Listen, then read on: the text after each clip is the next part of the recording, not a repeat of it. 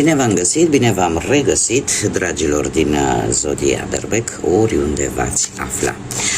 Iată, ne ajungi la o nouă lectură generală pentru o altă săptămână din luna lui august, mai precis, săptămâna cuprinsă între 18 august și 24 august.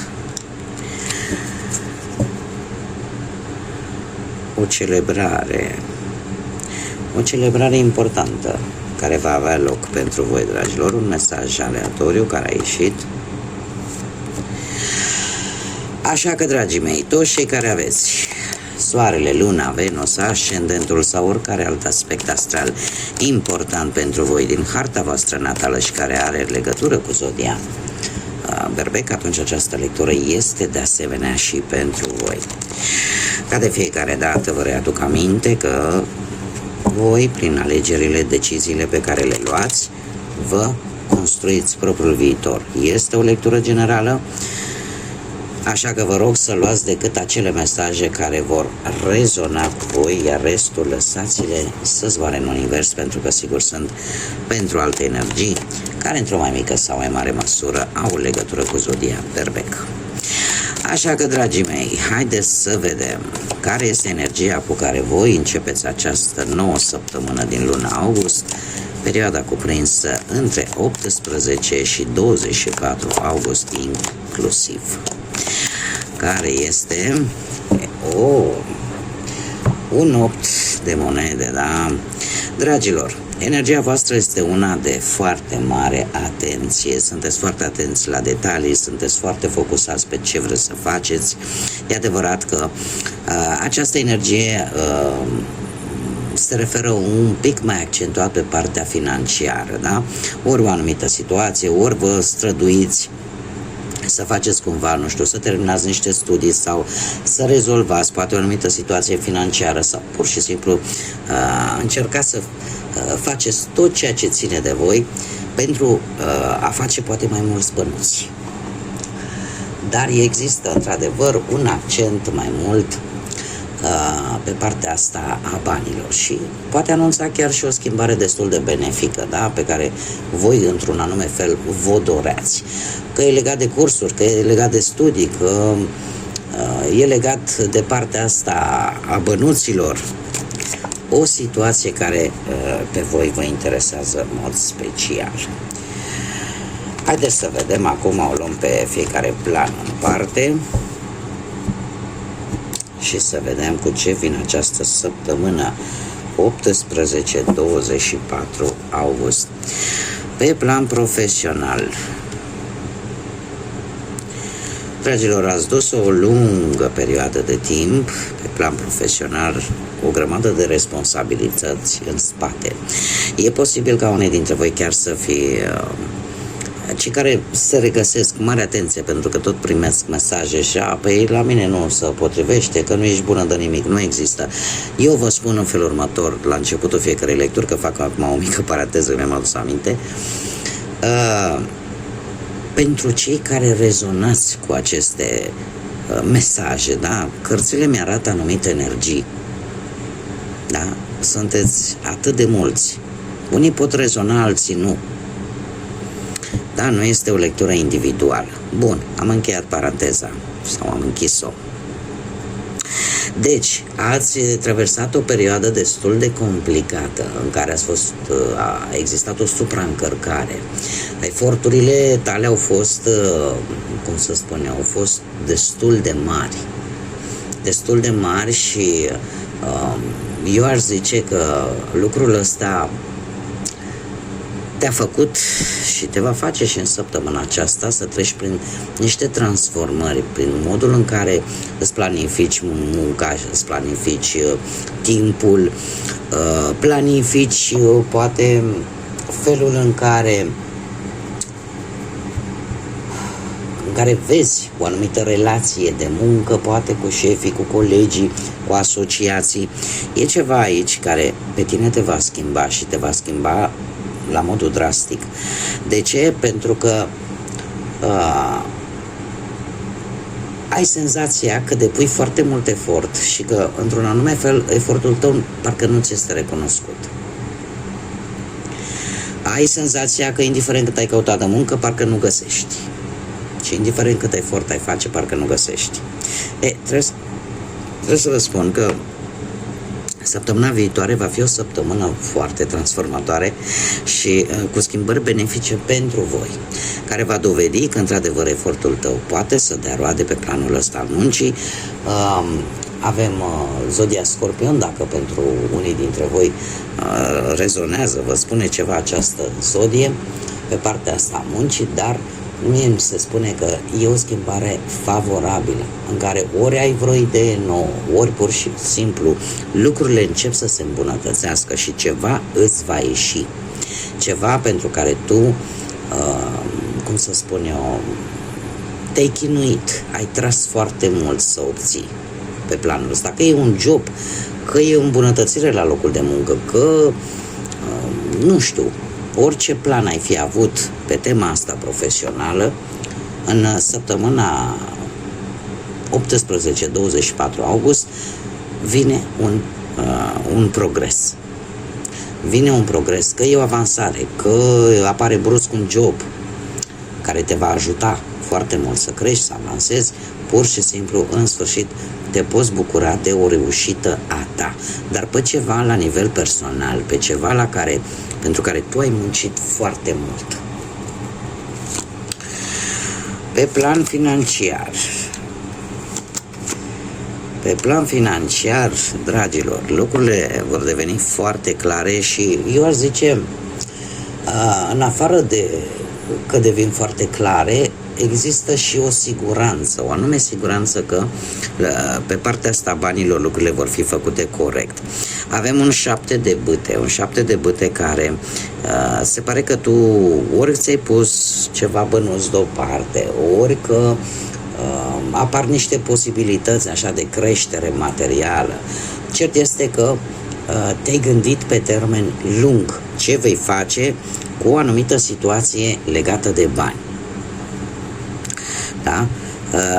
Faptul că avem și această regină de bâte care foarte bine vă poate reprezenta pe voi sau alte zodii de foc, da? Tot berbec sau leu sau săgetător, această regină de bâte mie îmi spune că pe partea banilor mare grijă, pentru că vei avea tendința de a cheltui pe, nu știu, că e pe haine, că e pe decorațiuni în casă, că poate unii dintre voi ați investit la un moment dat ceva bănuți nu știu, în ceva. Ați investit în ceva. Rezultatul va fi destul de lent, dar pozitiv, așa că trebuie să aveți răbdare. Dar, în general, veți avea tendința de a cheltui cumva fără să gândiți foarte tare și pe lucruri care, de obicei, nu le vezi numai tu. Pe lucruri care, de obicei, sar în ochi, ca să zic așa, care se văd. Așa că se cere cumva mai multă claritate, da? Și asta probabil că vine și datorită faptului că abordezi un nou stil de viață în ceea ce privește banii. Abordezi poate un nou proiect de viață și lucrul ăsta te va tenta să cheltui poate mai mult decât îți poți permite, așa că grijă cu finanțele. Asta înseamnă că nu sunt, dar e ceva aici în care voi vreți să investiți cu tot din adinsul. Totul se cere un pic de, să zic așa,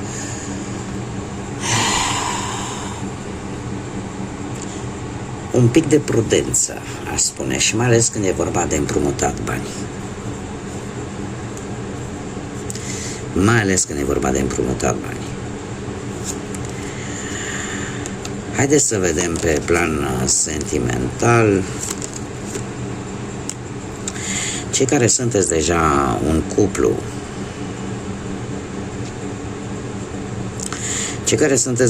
cuplu, nu știu dacă aveți în viața voastră vreun rac, scorpion, pești, vreo zodie de apă. Se repetă cifra 5. Mare atenție în această săptămână, pentru că discuțiile în contradictoriu, părerile diferite, opiniile diferite pot crea discuții, tensiuni, certuri.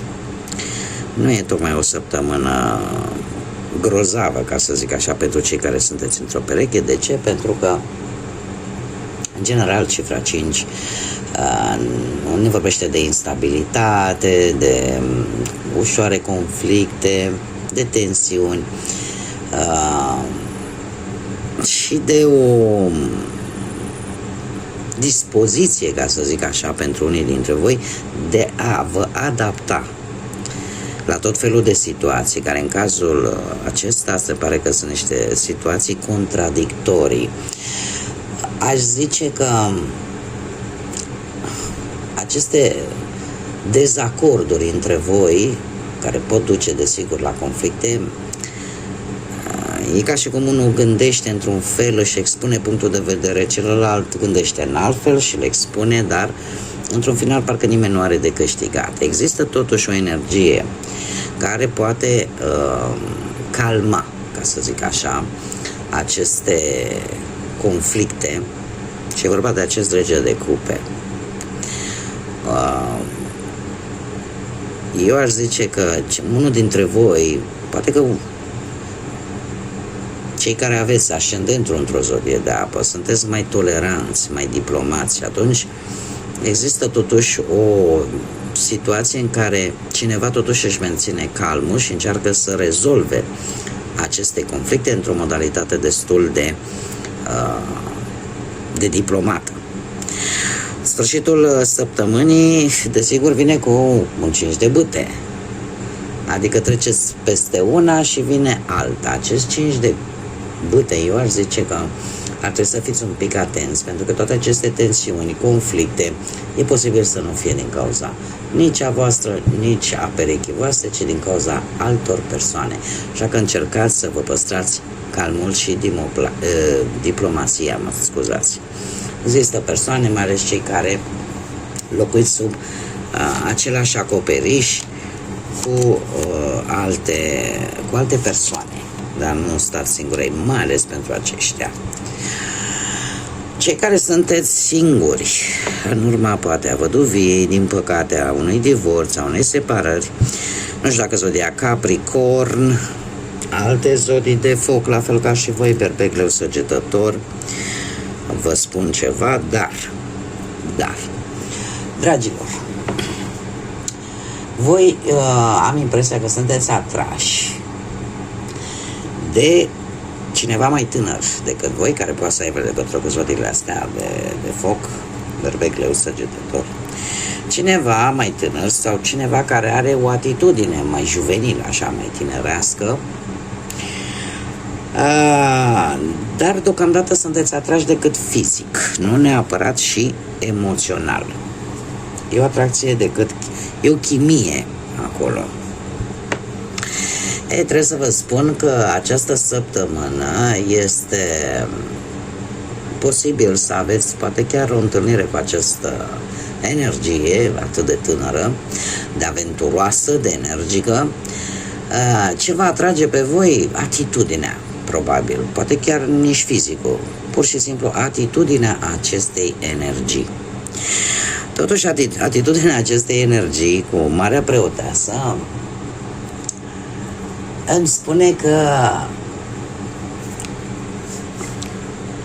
e ceva magnetic.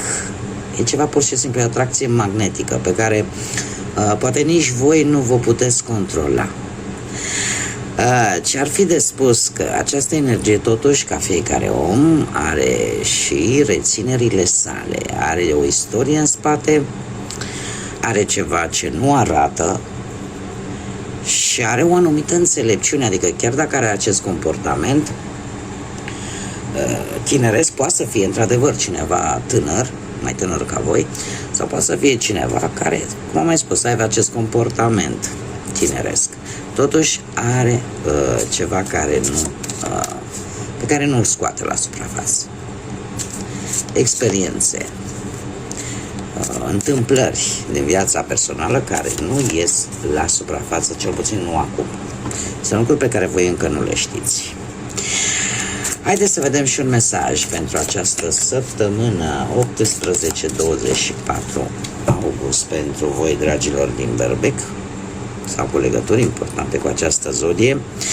Și ia uite ce avem aici, avem numărul 54 sau numărul, e 54 sau, nu, 34, dragilor.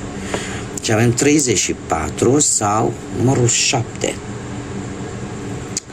Numărul 7 care ne vorbește de gândire profundă. Gândire profundă, simț de observație puternic, dar și o creștere spirituală.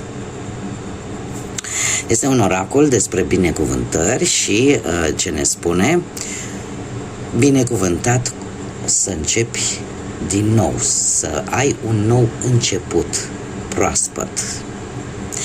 O binecuvântare de a începe ceva nou.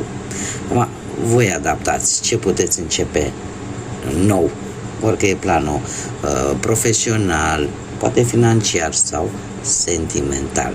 Cert este că un nou început proaspăt este pregătit pentru voi și va veni ca o binecuvântare în viața voastră în această săptămână. Bun, dragilor, cam atât am avut pentru voi, pentru această săptămână. Vă mulțumesc pentru prezență, mulțumesc desigur tuturor celor care se implică în dezvoltarea acestui canal prin intermediul like-urilor, distribuirilor și mesajelor, comentariilor voastre. Așa că eu vă mulțumesc din suflet tuturor pentru tot acest sprijin, cum de asemenea vă invit pe toți cei care încă nu v-ați abonat să o faceți. În felul acesta veți găsi mult mai ușor aceste lecturi pe care eu le fac aici pe YouTube și desigur vom mări această comunitate frumoasă a florilor de lotus. Până data viitoare, când ne vom reîntâlni la o nouă lectură, eu vă doresc o săptămână plină de realizări, plină de multă energie pozitivă și plină de multă lumină. Lumină în suflete și în gânduri. Până la o nouă lectură, numai bine și să fiți iubiți, dragilor!